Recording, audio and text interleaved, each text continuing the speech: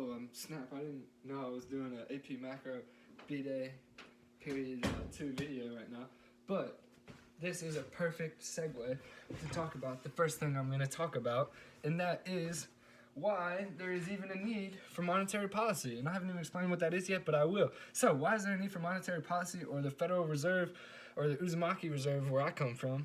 Why is there a need for that at all? And that is because of sticky prices and sticky wages. What are sticky prices and sticky wages? Well, let me explain to you something. We're in a recessionary gap. Only thing I didn't draw up here was the production possibility curve because it's the easiest one. You should be able to remember it. Just this little number here, right?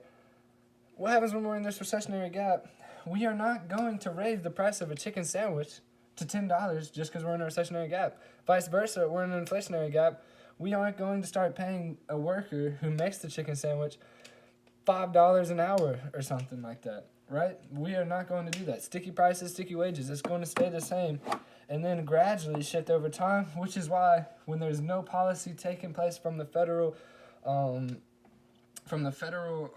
just from the Fed in general, aggregate supply is always going to be what shifts us back, because in the long run, it's gradually going to change to what we need. So let's go over monetary supply, what the Uzumaki Federal Reserve can do in case we don't want to wait this long time. Well, first of all, monetary always shifts the aggregate demand. It always corrects aggregate demand to fix what we're lacking in the market. So what are some monetary policies we can take? We can take an expansionary or a contractionary. An expansionary, you buy bonds. You can buy bonds, open market policy, that one. You can lower the reserve ratio, lower the discount rate, and that's pretty much it. And for contractionary, you can sell bonds, raise the reserve ratio, or raise the discount rate, and I'll explain what all that means later. But before we get into this, I need to delete this. I'm going to delete this, erase this from a video I messed up on. I'm going to explain to you what the FF percentage is. What is that? The federal funds rate. How much it costs banks to borrow from other banks. This is what we like to have. In a recessionary gap, we would prefer if this rate was low, meaning banks could trade with each other more easily. And in an inflationary, we would like this number to be high. The percentage to be high. It costs more for them to trade with each other since we don't need all that money going around. We just want to get back to equilibrium where we're using our resources perfectly. And that's what we want, and that is what the federal funds rate is, and that's bank to bank, unlike the discount rate. So now let's talk about open market policy to correct a shift in the aggregate demand or short-run aggregate supply, which will affect the Phillips curve we have down here.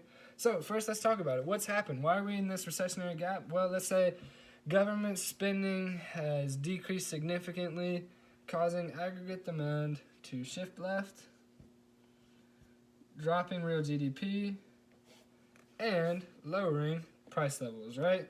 So when this shifts left and we're in this recessionary gap, when it's aggregate demand, we're going to shift on the curve. That is my fault. Don't pay attention to that arrow. As we can see here, unemployment is increased, interest rates are down. What is the government going to do to fix this? Well, we're in an open market policy right now. That's what I'm explaining. So we're going to buy some freaking bonds. And what is a bond? A bond is money that is worth more in the future than now, because it's not worth really anything now.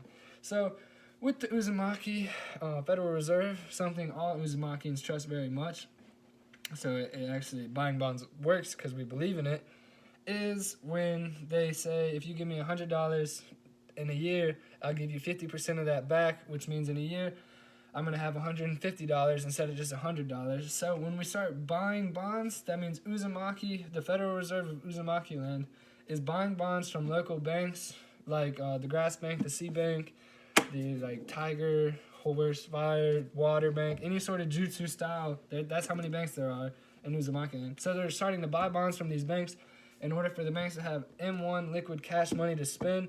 And when they have cash and liquid money to spend, that means that they're going to start giving out more loans, and people are going to have more money. There's going to be more money in the market, so aggregate demand. So first off, what's going to happen is the supply of money is going to shift to the right. Inflation is going to drop because that's what demand is here. The nominal interest rate is going to drop. Money is going to increase, and it's just like a domino effect of what happens next. So what happens when that happens? More money in the market, all this happens. Then unemployment could be the next thing to shift. We're going to come back to the long run unemployment rate, right? That's the goal, at least, if it works perfectly. Inflation's going to be where it normally is, and or interest is going to be where it normally is, and aggregate demand is going to shift back to where it was originally, to AD1, I'll call it. And just like that, the monetary policies worked. Now, let's talk about what happens if they lower reserve ratios or lower the discount ratio. Same exact principle, but first let's talk about what it is. The reserve ratio is how much, let's say the reserve ratio is 10%, right? That means if I were to give a bank $100, it would be forced to keep $10 in the bank, which means it doesn't have $10 to spend. Now what would happen if this drops to 1%? Now they just have to keep one of my dollars. They have 99 more dollars to loan out and spend. And as you can see, lowering that would bring more liquid money into banks, causing all of this shifting to happen again, right? Right. Yep, that's right. So why does that even happen? Or not why does that happen, but how does that bring more liquid money into the market by that much? Well, let's talk about that. So the reserve ratio has a multiplier. So my $100 could turn into $100 times the reserve ratio times the reciprocal of 10%, which is 10. So my $100 could turn into, what's that, 100 times 10? Oh man, that's embarrassing. I mean, I would be able to do this on my head normally, but since I'm making a video, $1,000. So my $100 could turn into $1,000. Same thing could happen. So what happens if the reserve ratio is 5%?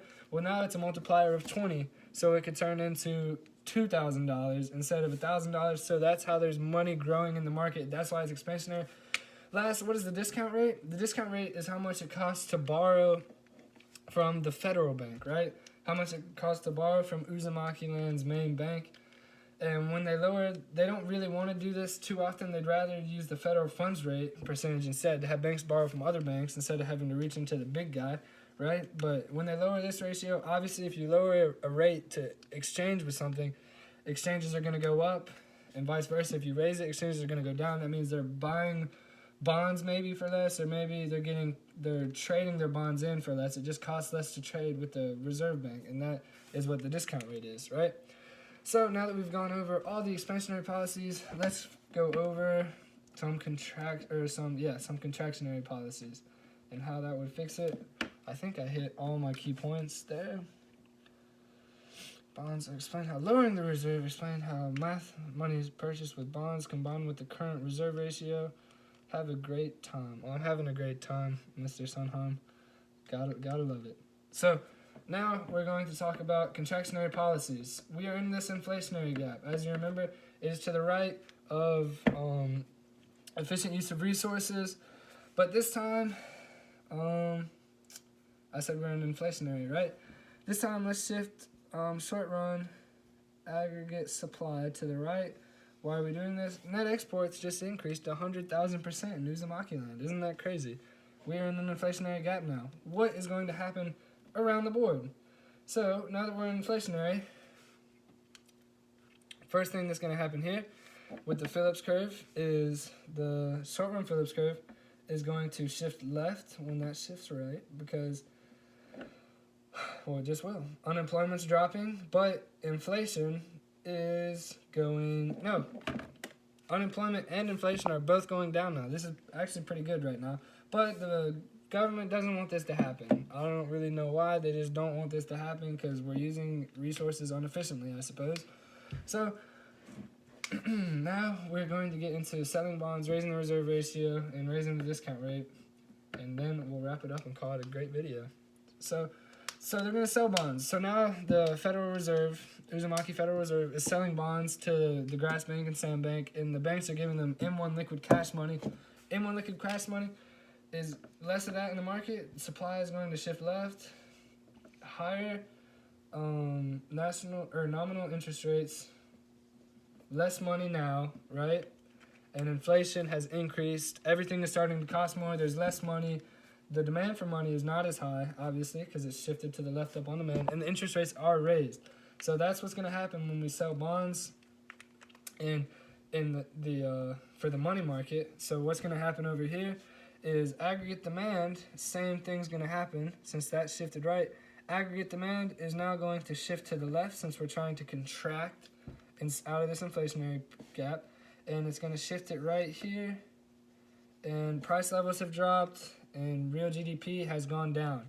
So the same thing is going to happen over here. It's going to shift this back up to the right. And we're just going to be back to where we were essentially in that market for interest or inflation and unemployment, I believe. Or maybe interest. Yeah, interest and unemployment. And that's just that simple, guys, in Uzumaki land. Same thing is going to happen with the reserve ratio. They're going to lower the reserve ratio raise the reserve ratio now to 20%. 20%, the reciprocal is 5, so 100 times 5. Now we only have $500.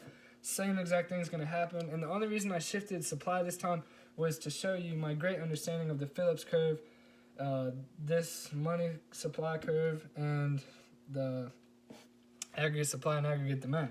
So, lastly, we're going to talk about raising discount rates. It's going to cost more to borrow from the reserve or the Federal Reserve of Uzumaki land. That's for loans or bonds and for just M1 liquid money for loans and stuff. And obviously, less trading is going to happen with them if it costs the banks a lot more to do that. And that pretty much sums up monetary policy and how the Federal Reserve is going to expand or contract the economy. Last but not least, I learned a new jutsu, and that is I-Style Twin Dragon Blizzard, and it's Serpent, Rat, then from Rat, Dragon, Monkey, Tiger, Dog. I-Style Twin Dragon Blizzard. And top of Fire Style Fireball Jutsu, which I'm obviously a lot better at. Fire Style Fireball Jutsu is this one. And then I-Style Twin Dragon Blizzard. Here. Wait, no. Here. With these two fingers like that. Dragon. It's a lot cool, pretty cool. Monkey, Tiger, Dog. That's how you do it in Uzumaki land.